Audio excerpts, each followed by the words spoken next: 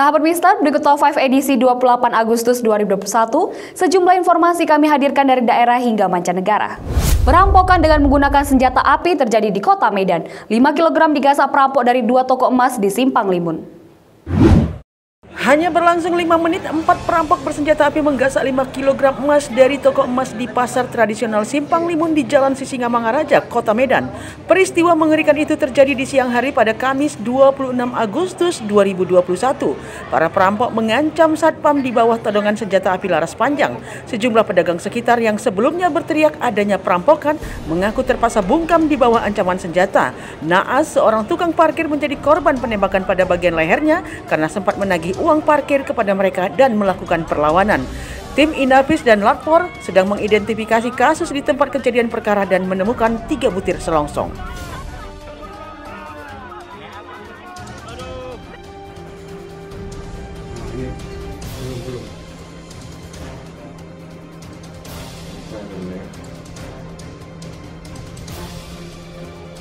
Oh, ini dia.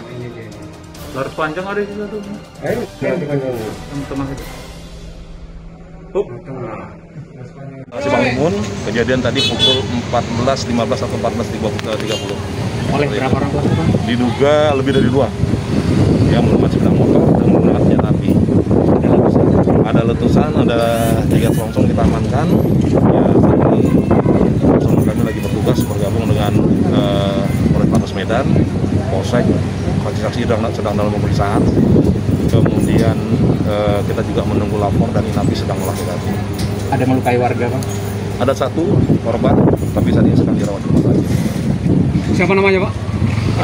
Bang, kalau kabarnya tukang parkir juga dengan tembak seperti apa tuh, Bang? Nah, nanti kita cek ya, karena saya masih dapat laporan masih satu. Nanti kita kalau di Tepung ada korban ya, Bang? Belum ada. Nanti kita cek masih satu yang saya tahu. Ya. Masuk ke dalam sel nih, langsung pecahannya. Berapa orang? 4 orang. Tapi yang masuk ya 2 orang. Enggak lah, pakai masker. Saya enggak ini ya. Udah sempat diambil, Bu. Tadi, Bu, berapa emas yang diambil, Bu? 4 kilo. 4 kilo. Iya, 4 senjata. Pakai senjata. 4 orang. 4 orang pakai senjata. Mereka 4 orang datang dari sini bawa yang masuk 1. Itu langsung, Bu, tanpa modus beli gitu nggak ada? Yang ada. Mainnya pecahan. Oh gitu. Langsung modus melompat. Mereka pakai jaket atau gimana pakaiannya? Enggak ada. Kayak gini aja lah maskernya kan. Oh gitu. Hanya pakai masker? Iya, pakai senjata. Semuanya pakai masker, nggak ada tutup sebo-sebo gitu nggak ada ya, Bu? Senjatanya, Bu, panjang atau pendek? Panjang ya. Bu, panjang? Itu sempat ditodongkan nggak? Ditodongkan. Yang nodongkan apakah 4 orang itu menodongkan atau? Kayaknya 2 yang menodongkan. Cuma 2, tapi mereka berempat bawa itu senjata semua? Katanya ada suara tembakan, apa memang udah sempat meletuskan dan kena korban, Bu? Ada korbannya? Ada korban? Katanya ada korban, kontak saya sana. Meski PPKM level 4 di Kota Medan masih diterapkan, namun sejumlah pelonggaran sudah mulai dilakukan. Berikut persyaratannya, termasuk kunjungan ke mal yang mengharuskan pengunjung wajib sudah divaksin. Beginilah situasi pusat perbelanjaan di Kota Medan, khususnya mal dan plaza. Masih terlihat sepi pengunjung dan belum semua toko yang membuka usahanya. Pelonggaran pengetatan sudah mulai dilakukan sejak tanggal 24 Agustus 2021 lalu. Seluruh pusat perbelanjaan atau mal di Kota Medan tampaknya sudah mulai kembali beroperasional seiring dengan mulai menurunnya kurva masyarakat yang terpapar COVID-19. Meskipun kewaspadaan tetap dilakukan dengan tetap mentaati 3T, tracking, tracing, dan testing, serta menjaga protokol kesehatan dengan menjaga jarak, menggunakan masker, dan mencuci tangan.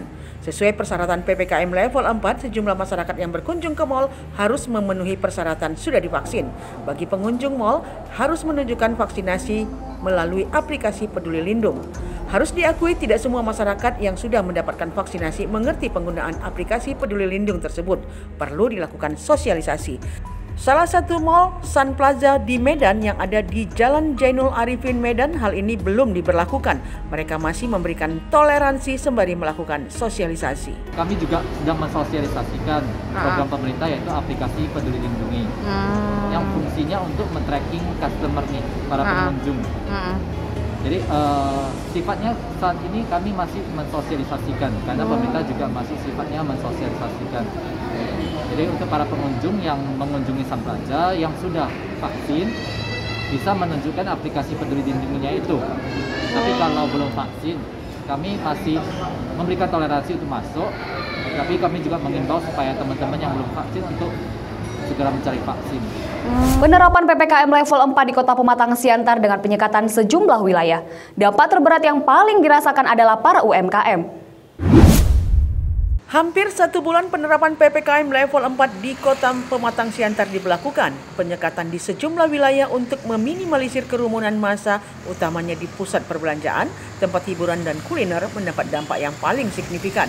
Selain dengan terpaksa mengurangi tenaga kerja, merumahkan mereka, hal tidak kalah penting berkurangnya atau bahkan hilangnya pendapatan mereka. UMKM adalah kelompok yang paling rentan merasakan hal ini. Tidak jarang keluhan miris harus terlontar dari bibir mereka. Ingin menyerah melewati hidup, jangankan untuk balik modal, untuk sekedar membayar cicilan pun mereka sudah menjerit. Memang Kota Pematang Siantar masih berstatus PPKM level 4, tetapi sejumlah pelonggaran sudah dilakukan meski belum diperbolehkan untuk menyelenggarakan pesta. Tetapi sejumlah tempat hiburan seperti taman hewan dan tanah lapang sudah mulai diperbolehkan untuk dikunjungi. Wali Kota Pematang Siantar berharap pelonggaran tidak menjadikan masyarakat kebablasan dan harus tetap mematuhi aturan. Sehingga pelonggaran yang diberikan ini harus juga dikendalikan lebih maksimal oleh masyarakat. Karena yang terpenting, percepatan penurunan level akibat COVID-19 di Kota Pematang Siantar bisa segera terrealisasi. Walau kurang lebih bawa becaknya. Muter-muter atau kayak mana, Bang? Muter-muter, Kak. Kadang ya mangkal. Berkurang nggak pendapatan? Kurang, Kak. Misalnya? Sewanya. Biasanya berapa? Ya biasanya lumayan bisa, kurang lah. Terus tidak mengizinkan keramaian, pesta segala macam. Sementara pemerintah melonggarkan. Kita menghadapi melakukan pembatasan saja kita sudah kewalahan, masih ada yang berperilaku. Apalagi kelonggaran. Maulah kita di lapangan di daerah ini. Satgas yang makin capek. Iya, kan mau kita gimana? Kan itu. Dan apa bisa kita bendung, Rik? Kita bilang kapasitas 25 pesta. Pesta mana bisa kita bendung? Aku nggak bilang memperumit lah. Mengendalikannya yang butuh energi. Kan gitu. Niat pemerintah ini kan supaya memberikan ruang. Tapi kalau kita berperilaku disiplin. Betul. Kan kita sendiri nggak disiplin. Contoh, dikasih UMKM yang esensial buka usaha tetap kan? Tapi kan dibatasi pengunjung 25%. Ternyata pelaku usaha juga nggak tertib. Kalau sudah kapasitas area dia berjualan sudah ada 25%, yang lain mohon maaf ya, sabar gantian. Wacana amandemen Undang-Undang Dasar 1945 kembali hangat dibicarakan. Mulai tampak ke arah mana partai politik berpihak. Akankah wacana amandemen Undang-Undang Dasar 1945 ini akan dilakukan? Amandemen Undang-Undang Dasar 1945 kembali hangat diperbincangkan setelah sebelumnya sempat meredup. Sejumlah anggota Dewan dengan berbagai kepentingan politik ikut berpolemik membahas amandemen tersebut. Ihwal amandemen Undang-Undang Dasar 45 mulai terkuak kembali saat Ketua Majelis Permusyawaratan Rakyat atau MPR, Bambang Susatyo, kembali menyinggung dalam acara peringatan Hari Konstitusi dan ulang tahun MPR ke-76 yang menyebutkan bahwa Undang-Undang Dasar 45 bukan kitab suci yang masih bisa dilakukan penyempurnaan. Namun tidak semua anggota parlemen yang sepakat dengan amandemen Undang-Undang Dasar 45 tersebut. Dikhawatirkan agenda amandemen itu lantas meluas ke perubahan atau perpanjangan masa jabatan presiden.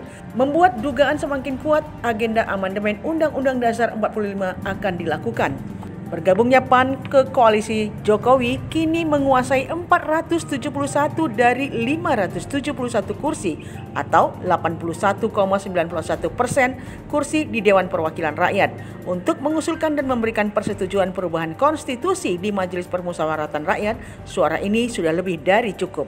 Amandemen Undang-Undang Dasar 1945 bisa dilakukan jika diusulkan oleh sekurang-kurangnya sepertiga dari 711 jumlah anggota MPR.